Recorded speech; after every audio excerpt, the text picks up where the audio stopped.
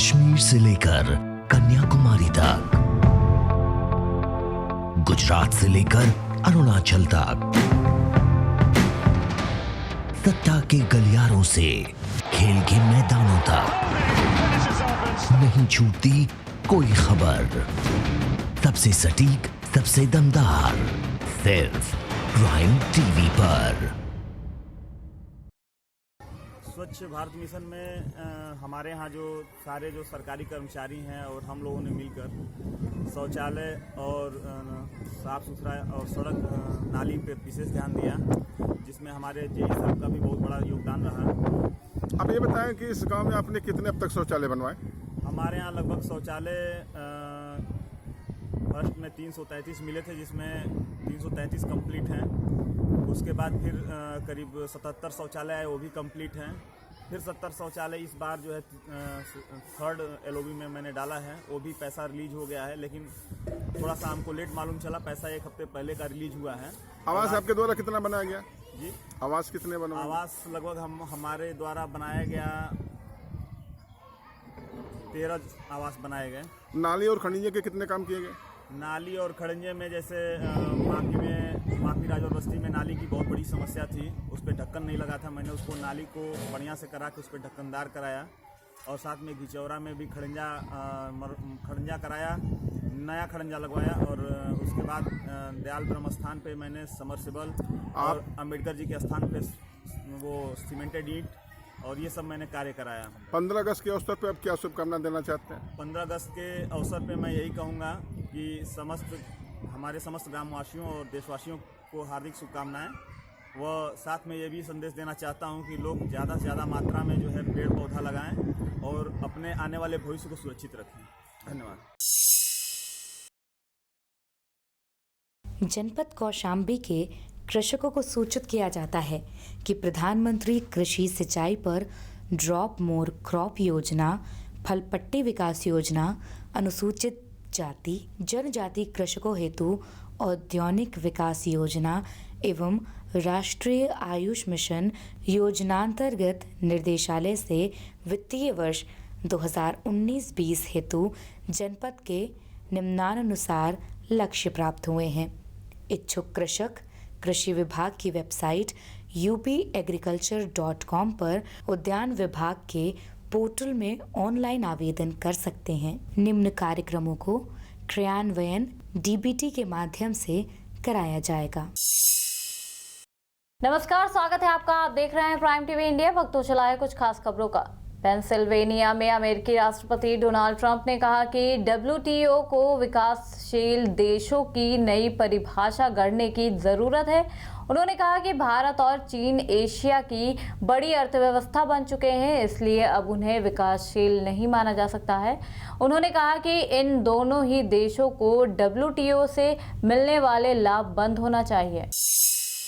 गुजरात के पालनपुर जाने के दौरान कांग्रेस नेता हार्दिक पटेल और 2 अन्य विधायकों को हिरासत में ले लिया गया। एक पुलिस अधिकारी ने बताया कि हार्दिक पटेल दोनों विधायकों के साथ पूर्व IPS अधिकारी संजीव भट्ट से मिलने पालनपुर जिला जेल जा रहे थे। भारत की ओर से जब से जम्मू कश्मीर से धारा 370 हटाई गई है, तब से लगातार पाक की बौखलाहट लगातार सामने आ रही है। अब पाक PM इमरान खान ने पाक असेंबली में एक बार फिर भारत के खिलाफ जहर उगला है। इमरान खान ने कहा कि PM मोदी भारत को तबाही की ओर ले जा रहे हैं। साथ ही इमरान खान ने भारत को गीदड़ भक्की भी दी है। डुअल स्क्रीन वाला होगा LG का 5G फोन, अगले महीने होगा लॉन्च। LG इलेक्ट्रॉनिक्स ने अपने दूसरे 5G फोन की वीडियो शेयर की है, जिसमें खास बात यह है कि उसमें अलग किए जा सकने वाले 2 स्क्रीन हैं। इस फोन को अगले महीने लॉन्च किया जाएगा। LG ने इस स्मार्टफोन को ThinQ V50 को लॉन्च करने के 4 महीने बाद 6 सितंबर को बर्लिन में सबसे बड़े टेक शो IFA में लॉन्च करने की योजना बनाई है। एशिया के सबसे बड़े अमीर मुकेश अंबानी की नेटवर्थ में मंगलवार को 4.45 अरब डॉलर का इजाफा हुआ। दुनिया के 500 अमीरों की नेटवर्थ हर रोज अपडेट करने वाले ब्लूमबर्ग बिलियनियर इंडेक्स के मुताबिक अंबानी की नेटवर्थ 49.9 अरब डॉलर हो गई है। रिलायंस इंडस्ट्रीज के शेयर में तेजी की वजह से कंपनी के चेयरमैन और एमडी मुकेश अंबानी को फायदा हुआ है। वक्त हो चला एक छोटे से ब्रेक का। हमारे यहाँ अब तक 2011 बीपीएल सूची में 19 नाम थे। जो बीपीएल सूची में नाम थे वो आवास बन गए, और अब से हम लोगों ने जो मुख्यमंत्री और प्रधानमंत्री आवास की सूची बनी है उसमें जो गरीब लाभार्थी उस सूची से छूटे थे 2011 की सूची से, उनका उसमें नाम जुड़वा दिया गया है। इसमें करीब हमारे गांव में 500 से ऊपर लोग हैं। नहीं, शौचालय आपने कितना अब तक बनवा दी?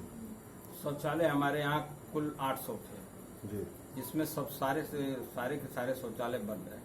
आवास कितने बनाएंगे? आवास हमारे यहाँ 19 थे, 1900 बन गए।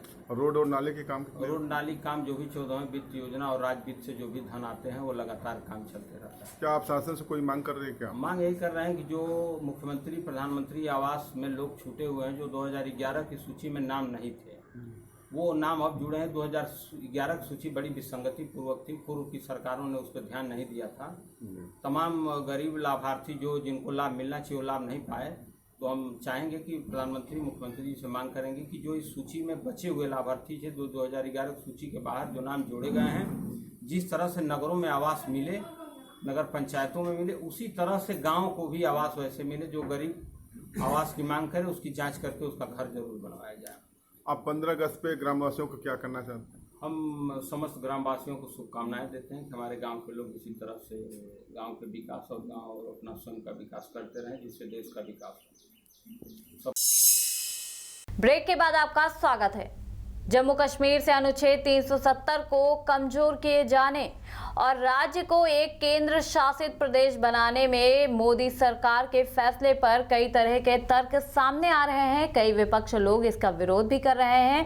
अब इन्हीं को प्रधानमंत्री नरेंद्र मोदी ने जवाब दिया है। पीएम मोदी का कहना है कि इसका विरोध कुछ ही लोगों ने किया है जो कि चंद परिवार है और आतंक के प्रति सहानुभूति रखते हैं। सुप्रीम कोर्ट में राम जन्मभूमि बाबरी मस्जिद विवाद को लेकर सुनवाई चल रही है। इसी सुनवाई के तहत रामलला विराजमान के वकील CS वैद्यनाथन ने अदालत में अपने कई तर्क रखे, जिसमें उन्होंने रिपोर्ट का हवाला देते हुए कहा कि राम जन्मभूमि पर मंदिर ईसा मसीह के जन्म से 57 साल पहले बना था। साथ ही वकील ने ये भी कहा कि राजा विक्रम ने अयोध्या में 368 में मंदिर बनवाए, जिसमें राम जन्मभूमि पर बनाया गया मंदिर भी शामिल था। मलेशिया के मानव संसाधन विकास मंत्री M कुलसेगरन ने जाकिर नाइक को भारत के हवाले करने की मांग की है। बुधवार को होने वाली कैबिनेट की अहम बैठक में जाकिर के भारत प्रत्यार्पण पर फैसला हो सकता है। भारत से भागने के बाद वह पिछले 3 साल से मलेशिया में रह रहा है। जाकिर पर मनी लॉन्ड्रिंग और आतंकवाद को बढ़ावा देने के आरोप हैं। मुख्यमंत्री अरविंद केजरीवाल की अध्यक्षता में एक कैबिनेट बैठक की गई। इस बैठक में उन्होंने परिवहन विभाग का प्रस्ताव मंजूर कर लिया है। इस प्रस्ताव के अंतर्गत अब दिल्ली के ऑटो चालकों को अब फिटनेस फीस जमा नहीं करनी होगी। साथ ही 100 रुपए मासिक GPS ट्रैकिंग चार्ज भी नहीं लगेगा। पाकिस्तान कश्मीर को लेकर लगातार झूठी बातें फैलाने की कोशिश कर रहा है, जिसके तहत सोशल मीडिया पर भी कई भ्रामक पोस्ट किए जा रहे हैं। भारतीय सुरक्षा एजेंसियों की तरफ से ऐसे कई ट्वीट दिखाए गए हैं जो कश्मीर को लेकर भड़काऊ बयान दे रहे हैं। इनमें से कुछ ट्वीट पाकिस्तानी नागरिक के भी हैं। फिलहाल ट्विटर से इन लोगों के खिलाफ कार्रवाई करने की मांग की गई है।